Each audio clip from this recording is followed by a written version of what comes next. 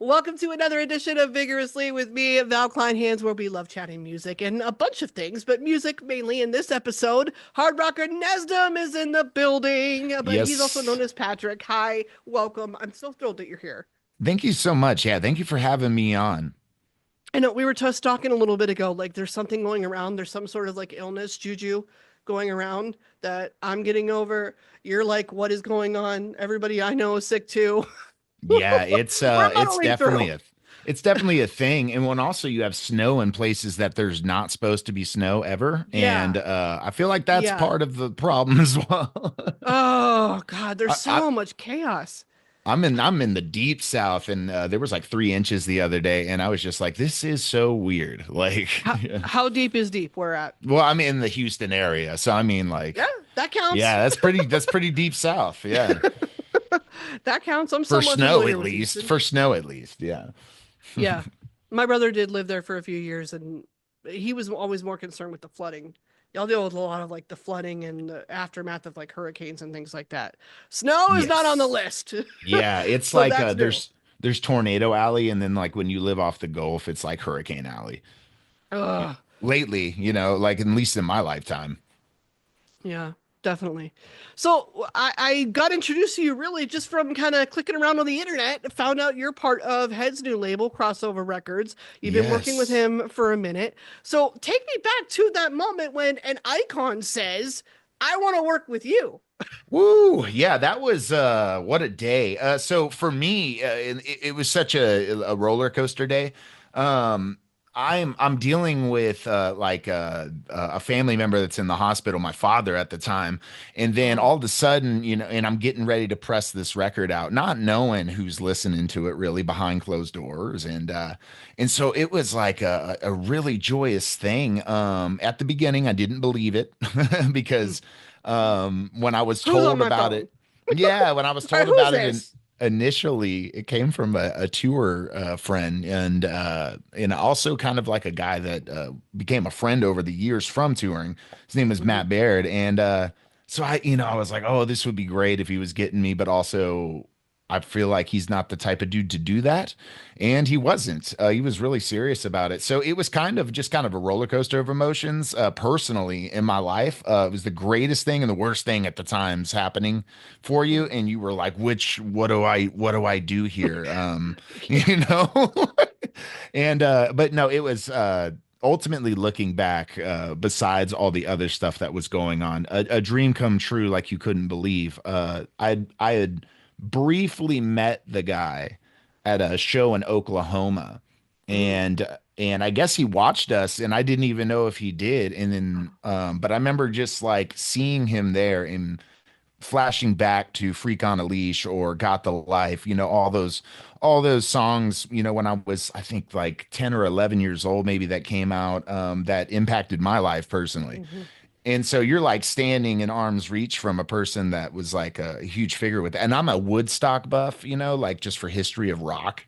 Yeah, yeah. And obviously they're attached to that. And so it was kind of all that running through your head. And then that guy calls you one day. I was always, yeah, it's a wild thought. I was always told the phone will never ring for your career. You got to go get it. And I'm not saying like that, like, anything's wrong with saying that to somebody, but in my case, the phone did ring one day, and it's been a dream come true. So answer your phone. That's what we just Yeah, learned from yeah, the yeah, answer your phone. yeah, So yeah. Answer it and believe it. and believe it too. So what do you think that I mean, you've had some more time with him since then. What do you think he looks for in an artist that he wants to work with? Um, oh yeah. If anything, I think authenticity. I think he wants to feel impact. He's very vocal, and he's been about, like, I think they did like submissions for the label in the beginning as well.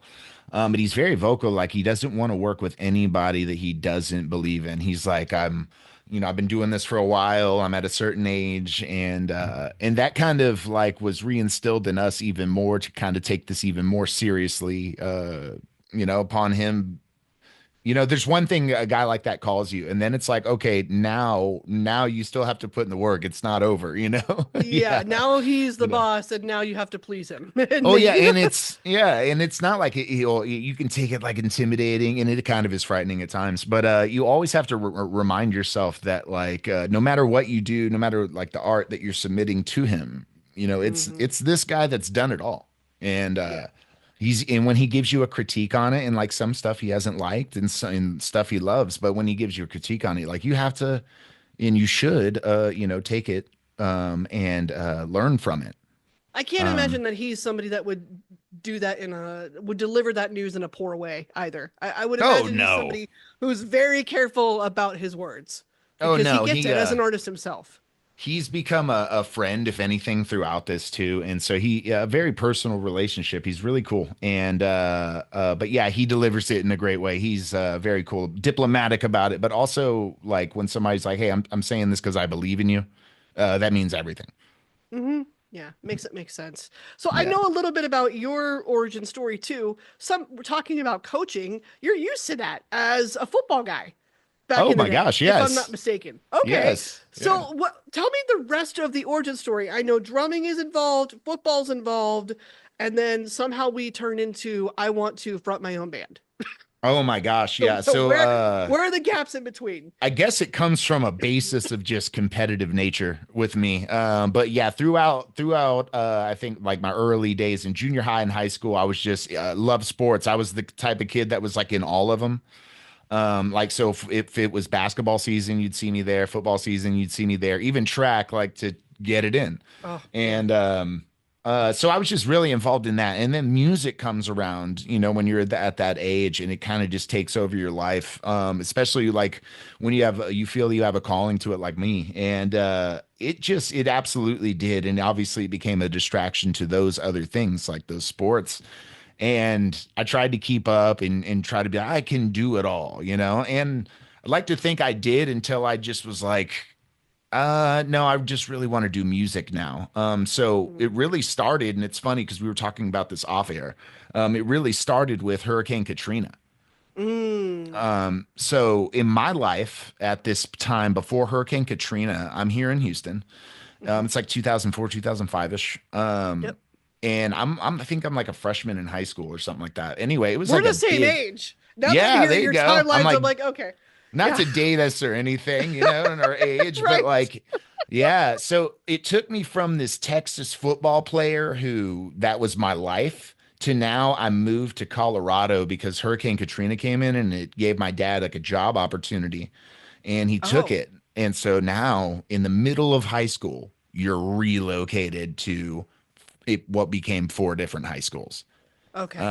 So I ended up going from my all-time high school that I'm like a great football player at, or in my head, maybe I am. And now I'm relocated all the way to Colorado and I jump around schools. I go to a bunch of different ones. And basically, all that time, didn't play sports at all in that time. Met a lot of friends, met a lot of differences. I learned a lot in my life. I mean, moving a kid from Texas to Colorado and putting him in inner city public schools, that kid's going to see a lot. He's going to learn a lot that he never saw before when he comes from like a little country town. hmm That was the shift right there from being a football player to being a musician. I think it gave me an opportunity more than anything, that relocation, to spread my wings in what I truly wanted to do. Okay. I wonder if there's some regional cultural differences in there too, in that Texas, football might be bigger there, maybe than Oh music no, is, totally. versus somewhere, I wonder if that also has something to do with it. Because I've moved around a number of times in my life too. I absolutely came from that Friday Night Lights town.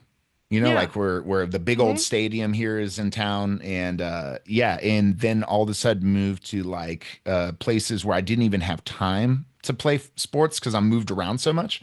But I Yeah. still love this music, and I got this drum set, and I got my guitar, and it moves everywhere we go with me. And it just gave me all those times in my room trying to figure out my life during that time. And yeah, I think it was like, if anything, just a given opportunity to like focus on my craft, focus on playing guitar, singing, playing drums, and then now there's no football is like a distraction anymore. So now I'm just going to start looking for bands or starting them. And that's basically the origin right there. Got it. Okay. Yeah. What does moving around so much teach you about building relationships? Because I did that a lot at around the same age too. My family moved around a lot, and Oh it's yeah. hard being the new kid. Oh my gosh. You have to Yes. learn real quick how to make friends. What did that teach you? Yeah, it taught me a lot. It opened my eyes to not think one way, not to think a certain way. You're forced at that time. I think I went to, like, if you take my original high school to what I ended up going to, about 5 different high schools. So you meet a lot Oh, of different people, a lot of different conversations, interactions, time spent. And if anything, it just kind of made me a motley crew in my head, just of people. And so that's why I think, like, it attributes, so I have a wide variety of friends. And because I had that growing up and we still keep in contact. But yeah, it just taught me, if anything, just diplomacy, I think. mm, Because they're not always like what you think. Like when you go to 14 and you're like 14 and you're moving to Colorado and you're just this football player, you don't know what to expect. So you're in the mountain town, and you're like, oh, maybe you're thinking one way, and then you talk to these people, and then you become that because now you're in that high school for a year. And then you move out of that, and now you're in inner city school, and you're like, oh, I just came from the mountains. Now I'm with the yeah. city people where we were talking about in the mountains. And then you're like, no, now I'm hanging with the city. And so it forced you to think better about anybody that you maybe didn't before Or at least growing up. keep an open mind. Yeah, Like until you absolutely. actually get there and really meet, who it is that you're around. The jump from drummer to frontman too is something that I'm definitely interested in. Are there challenges with that, or was that relatively easy for you? Oh, well, yeah, no, it comes easy for me. I did all of them at the same time. So if you look at it like a graph, like time spent, they kind of all go like this, except for guitar. So Okay. vocals and drums always stay together with time spent up to this point that we're talking. So that jump just kind of is natural. I've always been a songwriter in bands more than just a drummer. But drums and I'm even saying this as a vocalist, drums and vocalists are the funnest to play because it's like it's I don't know, to me. I don't know how they do that. Like Mastodon's one of my favorite bands. Every time I watch Brandaler, I can't. I'm like, I can't, sir, with all this energy and how Oh, much you're he is doing at once. insanely good. I'm like, Yeah. how does that compute in your mind? It just looks hard, but it sounds wonderful. Yeah, yeah, no, it's there's some drummers that still make your jaw drop. There's some drummers that do simple things, but the way they do it, it's performance at the end of the day. That it still makes your jaw drop. It's just and there's a lot like that. It's why live music I will never go away because it's in concerts will never go away. It's a human love and when you do it too, you love it even more. Yeah, we questioned that during the pandemic. What was going to happen with live music? Were you ever worried about it at that time? No, What were you because doing at that time? I should ask too. I was writing this record actually, the Nesdam record. Okay. And actually, yeah, if COVID doesn't happen, I don't really know if it happens the way it does to Mm, get here. Because it forced me to kind of be everybody to be locked down and gave me time. And this producer hits me up one day and he's, wanting some work and he gave me a deal of a lifetime to get started. And he went from just knowing him as a producer to being a friend over time, and then you finish the record out and then boom boom boom boom, things just happen. So if not for the way it went, it wouldn't go the way it did. yeah. Was there Yeah. ever any, I mean, you're happy with what you're doing. You were happy with the finished product. We're listening to it now. We love it. Was there ever a concern at that time while you were making this that you weren't going to be able to perform it live? Oh, no, not really, because if anything, I saw like what people were trying to do, which was like the over the Zoom live Mm, performances. mm-hmm. And I knew that just wasn't going to work. And I saw like I just knew it. And then like I think it started with like stand-up comedy live Zoom ones too. And I was just like, this is going to get old so quick.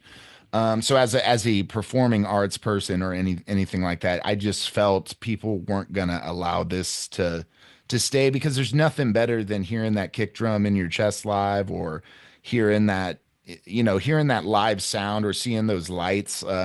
We just were backstage for Korn, Gorgiera, and Spirit Box, and that's a great show to just remind you of how I saw it. kick-ass live I music saw it is. when it came through Minneapolis. I was like, yes. That Oh, was what so a show. What a yeah. show. I mean, and then they had that like thing falling, Corn had that like, yeah, it was so sick. And I still look at the videos on my phone and I'm like, that what a great reason that live Hmm. music will never go away. You know, like, Yeah. You want to take those souvenirs, you want to take those moments. Those are the moments where I end up being happiest in life. And those are the moments that I end up feeling like my mental health is taken care of. Like I feel good. I feel better about what's going on. You've certainly had ups and downs throughout this whole entire journey. How do you protect your mental health through it? oh, that's a great one. So decompression for me is like a huge one. I in town when we're off tour, because I also drum for my wife. So like getting time off tour or off from having to do, band things. I like to decompress, but sometimes I find myself still wanting to do music. So I play locally, and it Mm-hmm. gives me a different identity as far as like Nesdam and Zana. I love being in these projects, but you need decompression to to bring progress, but also a great attitude to these things, so you don't get burnout. Yeah. And so I like to go sing cover songs on my old, acoustic guitar at the local pubs, and it gives me a new identity, but just to meet people and kind of get out of my comfort zone of what I do here.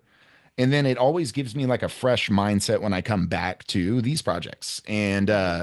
I feel like that's a great way for me to not get burnt out, caught up and stuff like that. Because when that happens, and I've just noticed this over the course of my career, I started when I was 19. I'm 34 now, and I've just seen when burnout strikes, it ruins some of the best people. And it Yeah. almost ruined me. And that's what the song Crawl's about. And I can absolutely look back and admit that I was burnt out. Yeah. I got Yeah. that vibe from Crawl, and I did find that to be really relatable. We've all felt Yeah. that. You just Yeah. when you're burnt out, it's like those Snickers commercials. You're not yourself when you're hungry. Exactly. It's exactly when you're burnt out, you're not yourself either. Like you're that Yeah. irritated and pissing everybody else off, and it's like I need to rein this in a little bit because that's not good. They don't deserve that. A This has hundred more to do percent. And you're like, with man, I just saw you like 4 or 5 years ago and you were yeah, just, you were so happy and crushing it. And you're just, yeah. So yeah. you see that. And I saw that in myself. And that's also what the hill's about. You start to see that you might be in your own way at some point. Hmm. And sometimes you just got to step down, maybe decompress, eat that Snickers, and Yeah. maybe think for a little bit, you know? That's all it takes. Yeah. For Yeah. anyone, for anyone that doesn't know, we're talking about the new album. We're talking about Find the Truth. That's where all these songs that we're talking about are. If anybody, wants to get a copy, listen, do it. I've been definitely diving into Plastic Crown and Manipulator lately. Oh, Particularly yes. particularly given external events. Those are the ones that are resonating most lately.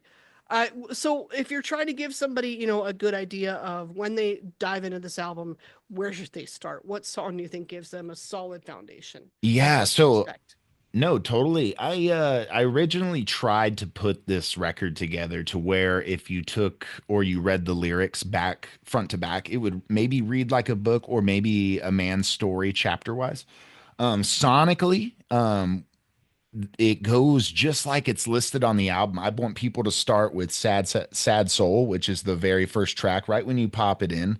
Because there's four tracks on the album that have been out for a little bit as kind of like a pre-build to getting everybody introduced to what Nesdam is before the record. And they've been out for some years. And so what I wanted more than anything was right when you pop the record in or you go to access the record in its form as it's listed, you get new material that's fresh right off the get-go. And the first one I wanted anybody to hear was Sad Soul. Kind of paints a new direction, but it also is it felt to me as being part of the writing team that it was the most unique. Mm, And I really, it's kind of like poppy in a sense, but it's also got its like dark elements, and then it's got drop tune pedals. Like it's kind of just weird. And I kind of just wanted and new and wanted to put that out. So yeah, that's where I want everyone to start. Start there. See if you make it to the bottom. If you don't, I still think there's something still think there's a song for everybody Yeah. on there. So Yeah. yeah. I found that to be true while I was giving it a listen. I was like, okay, this applies, this applies, this applies. There really is something for everybody, and you've got your own take on what I will call what a modern hard rock sound. You're Oh well, doing it thank your you. way Yeah. with the synths, with a little bit more of an electronic moments from time to time. I'm like, okay, there's some evolution here. Like this is something new. This might be the trajectory of what's to come. I mean, when you did you have any of that in mind? Like, I want to make this with longevity in mind when you were putting Find the Truth together. Oh, absolutely. So being a drummer, I made most of my merits, or I still have most of my merits in music or anything that I have to like kind of a claim to, have been made in drumming, which is great. I love the craft. So this was my first attempt. I've always been a songwriter, and to actually do it as a frontman, and kind of do it all, like be involved of the writing process and sing on it and do that. And so, yeah, it pumped me up to want to go to the next level with it. And so I'm kind of like a country Rome in a sense. I Mm, love classic rock. I love modern rock. I'm a big 90s fan. I love 2000s rock. I'll show you some crazy bands that are new that really push the limits, and my iPod goes from Black Dahlia Murder to Michael Bublé. So it's same. like, yeah. So Same. my mind loves these things and it picks these, and maybe it's like I got inspired from a part in this weird random spot. And I definitely wanted to apply that to this record. I wanted to apply synths. There's a song Bulletproof on the record that's a prime example, and it kind of shows a little bit of classic rock in it, and then it hits you with some heavy stuff, and then some killer guitar lines that maybe or are Muse influenced, or Mm, maybe are U2 influenced, right? yeah. So it's kind of like how you look at it, but in that genre. And so yeah, these are things I actually did premeditate about. Okay. I love that. And what's next for the project? Are we doing maybe a Find the Truth part two, a smaller EP? Is there a tour? What does the future look like for Nestum? Yes, absolutely. So we're getting ready to announce a pretty good show up in July that I can't say just yet because I haven't finalized the contract, but getting very, very close to doing it. We're going to start there, and then we're going to take off into the fall from there. But also Find the Truth too. I've been thinking about it for a while now, and Yeah. it's because most of these songs I've had out for a little bit, but also the rest that I put out, I think I've had in the release of this for a better half of a year now. So my mind has explored new territory in music and kind of what I want to do. And yeah, I kind of Find the Truth too would be awesome. But now with the passing of my father, who was around in the process, Mm, he was a big manager of mine, agent of mine, if you will. Um, he took me to my first Nashville sessions when I was like 13, so he taught me songwriting and everything. He's not around anymore, and there's kind of different things in my life going on that I would love to kind of explore. But the same is the same with me. I'm always going to try to be unique when it comes to the attack of it, which is why you get a song like Plastic Crown that has like a weird drum solo before a bridge or something like that, or or like a Sad Soul where it has just like an instrumental bridge where you maybe think somebody would scream over. I don't know. It's like weird things I like try. Yeah. yeah. Try it all. That's the beauty of being an artist, in my Yeah. opinion. That's the best part about being a creative person is that you are so open-minded and that you are willing to experiment with it all just to see what happens. The spaghetti on the wall method for me has been proven, tried, and true. And that's how I do most things in life. Throw it out there, see what sticks. Like, Yeah. No, see, absolutely. see And what works. I think for anything like these 10 songs, when I walked out of the studio, I signed off on. And I think that right there, if you can break it with that mentality, when you're done doing that art and you're like, hey, you know what? I am happy with that. That's ultimately what matters because nothing can really break you down Yeah. as you go forward. And that's really what it's all about. A lot, think about how much great art we've missed out on from artists or just amazing ones that we don't know of just from the fear of getting, there's somebody saying it sucks. Yeah. Which is heartbreaking when you have to go through a long process of it's like one of your babies, it's like, oh, well, that one's ugly, but I like the other one. And you're, you're like, oh, hey, man. Like, Well, I have to imagine in your case that maybe you got over that fear of the criticism because you were used to being coached. You were used to being yeah. guided by whether it was a coach on your team or your dad, that type of situation. I mean, if you were telling a younger artist who's up and coming and wants to get their start or they want to start like tomorrow, what would you tell them about navigating that whole process and taking the criticism and going through it?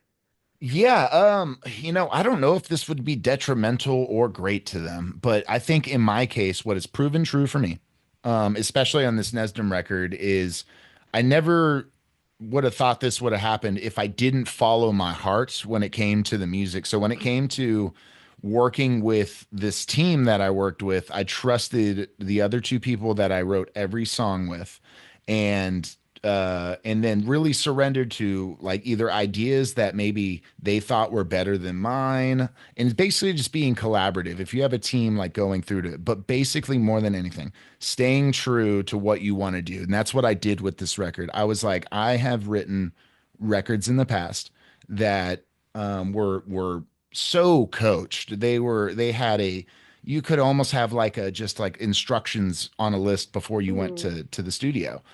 And it was like, no, let's just not do that this time. And that's why I really wanted this record to be unique. And Crawl is like it has different tempos in it.